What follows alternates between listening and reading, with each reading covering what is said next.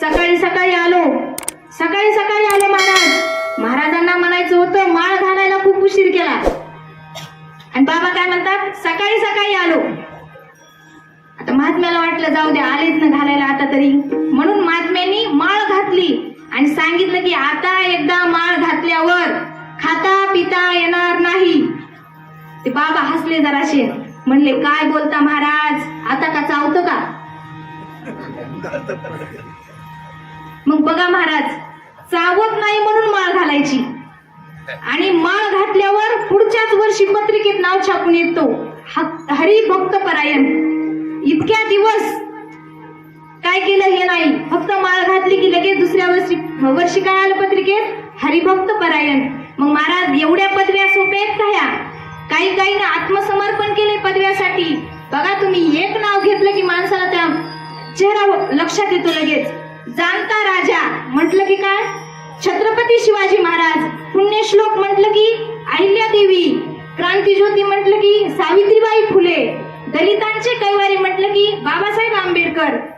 अशा पदव्या लगेच लक्षात येतात महाराज, नाव घेतलं की. मग तसं सुभटा ही पदवी अर्जुनाला आणि हनुमंतरायाला आता काही पदव्या निघाल्यात महाराज. कीर्तनकारापुढे बी काही पदव्या, कुठं बी काही निघाल्यात. मग ह्या पदव्यासाठी काही काही आत्मसमर्पण केलंय. मग हनुमंतराया सुभट कसे, चांगले योद्धे कसे बघा.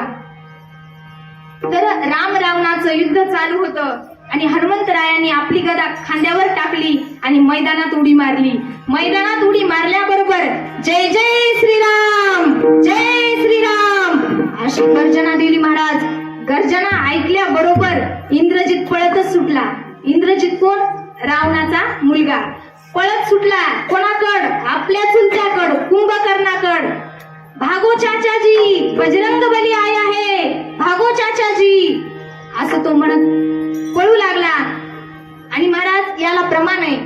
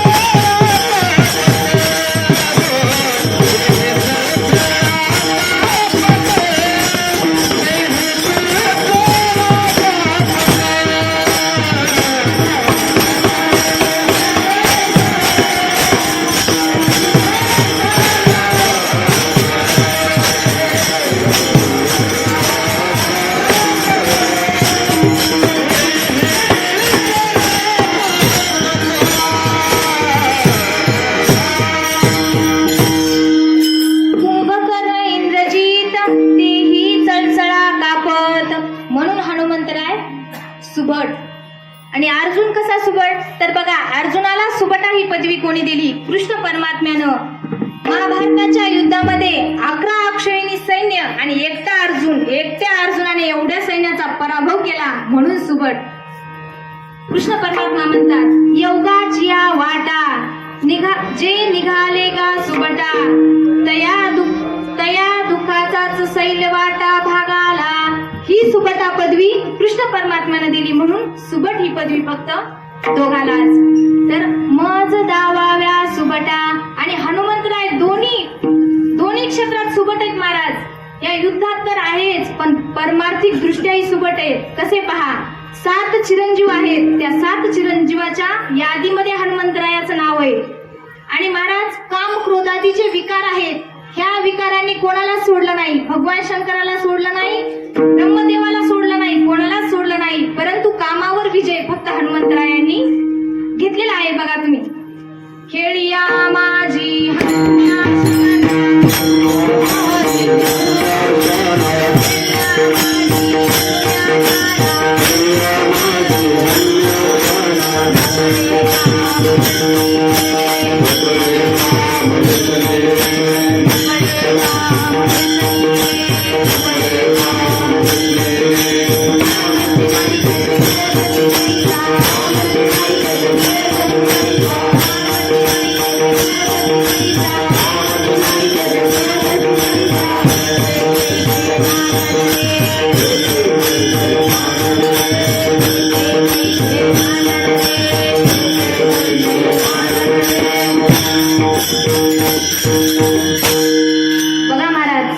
या काम क्रोधादी विकारावर विजय प्राप्त केलाय हनुमंतरायांनी.